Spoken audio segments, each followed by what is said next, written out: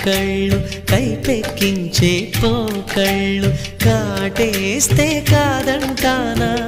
ఇప్పుడైనా వయసేమైనా